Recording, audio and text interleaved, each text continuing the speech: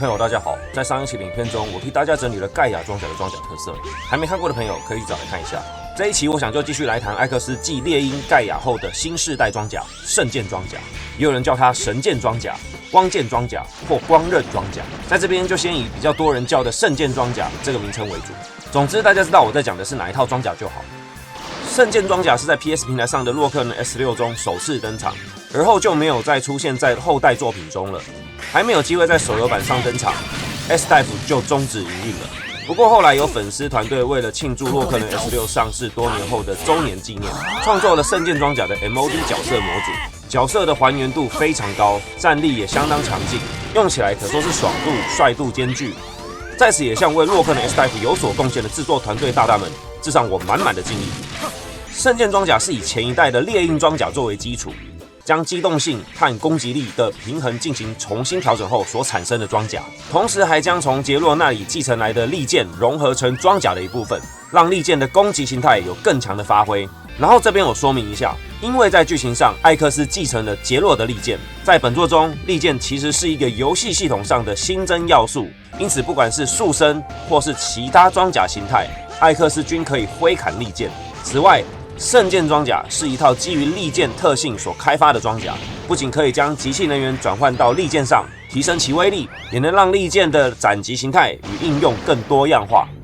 另外，我也補充一下，雖然之前也有講過，在 X6 中，由於受到夢魘現象的影響，裝甲配件仍然是沒有辦法以單一配件形態封存與裝備，因此 S6 也與前作一樣，需要使用加密的裝甲程式方式進行裝甲的傳送與重組。玩家仍然要將4個配件的程式全數收集完成，才能還原出一套完整的裝甲，無法像之前一樣取得單一部件後就馬上使用。但 S7 就沒有使用這個設定，換言之 ，S7 又改回裝甲是即拿即用的形式。然後 S8 則是創建了一個新型的裝甲選配系統。至於為何如此，就等到講到 S7、S8 的裝甲時再說吧。首先講聖劍裝甲的頭部配件。聖劍裝甲的頭部配件，其功能為特殊武器耗能減少。此功能在介紹獵鷹裝甲時有講過，我這邊就快速帶過。它可以讓特殊武器在一般射擊或擊氣射擊時減少耗費的能源，增加擊發彈數。在 S5、S6 中，大部分裝甲的頭部配件的功能多為耗能減少，雖然使用上並不算是非常有感，但在部分關卡與魔王戰時多少還是有點作用。接着繼續講聖劍裝甲的身體配件，同樣除了具備大部分身體配件都有的傷害減少功能外，聖劍裝甲的身體配件的另一項能力也是異兆攻擊，別名為異兆劍。它能將受到的衝擊轉變成利劍的攻擊能源，可在一口氣釋放能源時，揮砍出巨大的劍氣波，重擊前方敵人，並將血量低的雜魚一掃而空。然後值得注意的是，聖劍裝甲的大招所發出的劍氣斬，對中距離以上的敵人才有比較高的殺傷力。若想造成較高傷害，必須跟前方敵人拉到一定距離後再發動，距離太短是無法完全發揮此招的攻擊效果。此外，由於此招可以穿透牆壁與障礙物，因此在解救一些被障礙物擋住的人質還算不錯用。加上使用時艾克斯為無敵狀態，玩家還可以利用此招閃躲一些難躲的攻擊。整體而言，算是一個蠻實用的大招。然後同樣在 S6 中，玩家在使用聖劍裝甲時，此項攻擊會出現在特殊武器的選單中，玩家可以從選單上直接看到其能源殘量。異招攻擊並没有辦法像其他特殊武器一樣能直接切換使用，而是要透過衝擊吸收，將能源累積到全滿時，按下必殺攻擊才能發動。在異招攻擊能源填充的方式上 ，S6 基本上延續了 S5 的設定，除了可以靠受傷轉換能源外，也是可以靠生命能源或武器负能源槽恢復能量，但無法靠负能源槽或武器能源補充。繼續來講手部配件，聖劍裝甲的手部配件與過往不同，它搭載了2個擊氣主技能，一個是電漿飛彈，另一個則是擊氣光刃。首先講電漿飛彈，在本作又稱轉換擊氣射擊。由於裝甲本身着重在利劍的性能強化，犧牲了擊氣飛彈的攻擊力。為了補足這個缺點，因此主飛彈會轉換成與第4裝甲原理類似的殘留電漿，來增加對敵人的傷害。只是說這個殘留電漿發動的時機點很妙，會依據敵人的生命值高低來決定是否發動。通常是對生命值高的敵人才會觸發，一些原本生命值就低的，或已經被打到生命值變低的敵人，電漿彈就會直接穿透過去。也因為此特性關係，使得此招攻擊方式充滿變數，實際遊玩時，玩家攻擊節奏經常因此被打亂，造成更多不必要的困擾。加上本作飛彈還是不能穿牆，甚至讓人覺得圣劍裝甲的電漿飛彈很難用。此外，雖然此招對頭目也可以觸發，但其殘留電漿對大部分頭目是無法造成傷害的，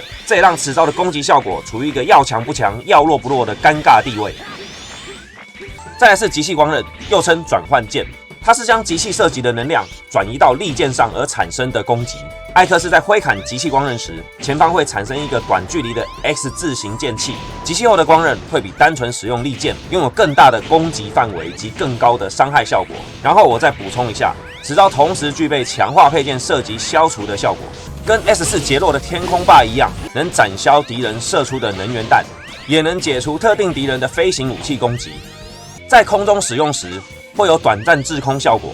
當然，也有玩家覺得此招的出招方式不太方便，攻擊範圍判定難以捉摸，表現也只能算是差强人意。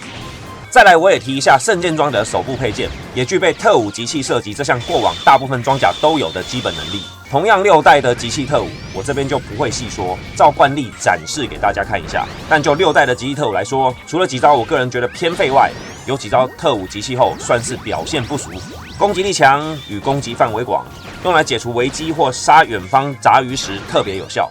再來是聖劍裝甲的腳部配件，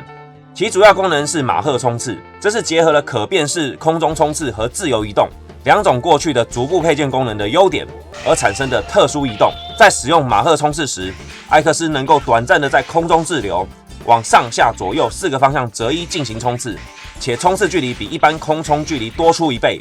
這讓艾克斯可以去到更高更遠的地方，方便玩家进到隱藏區域或拿取重要道具。此外，此招在使用時，前方會生成一個輕型的防護盾，讓艾克斯在接觸敵人時不會受到傷害，同時還能給敵人造成少量的損傷。你爽的話，也是可以慢慢的把敵人給衝死。這邊也簡單提一下 ，S6 延續了前作的強化配件系統，這套系統可以讓裝甲性能再提升一個位階，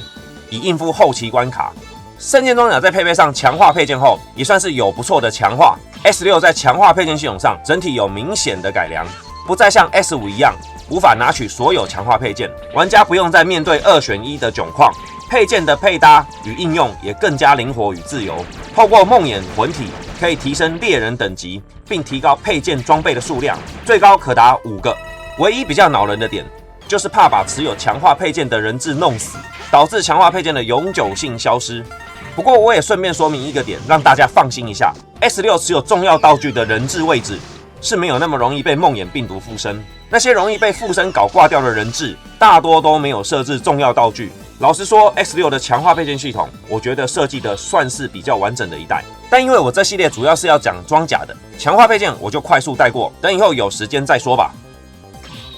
接着來說 X-Dive 中的聖劍裝甲 MOD 角色模組，我再強調一次，這個角色並不是官方出品的，而是由國外粉絲團隊 Dive RXD Derivative Works 所創建的，主要是為了紀念洛克人 S6 上市的23周年。在 X-Dive 中，它的全稱為聖劍裝甲艾克斯，畢竟此角是粉絲所創建的，且屬於 X-Dive 離線版的後期新角，強度自然是有一定水準，但實際玩起來也不會強到不像話，讓人感到失去遊戲平衡。雖然聖劍裝甲艾克斯在 X-Dive 中不是官方所推出的角色，但团隊在角色細節與還原度上還是做得非常的好，讓我讚嘆不已。他的主動技有2招，首先講第一招複合式極氣攻擊，也就是極氣射擊與極氣斬擊，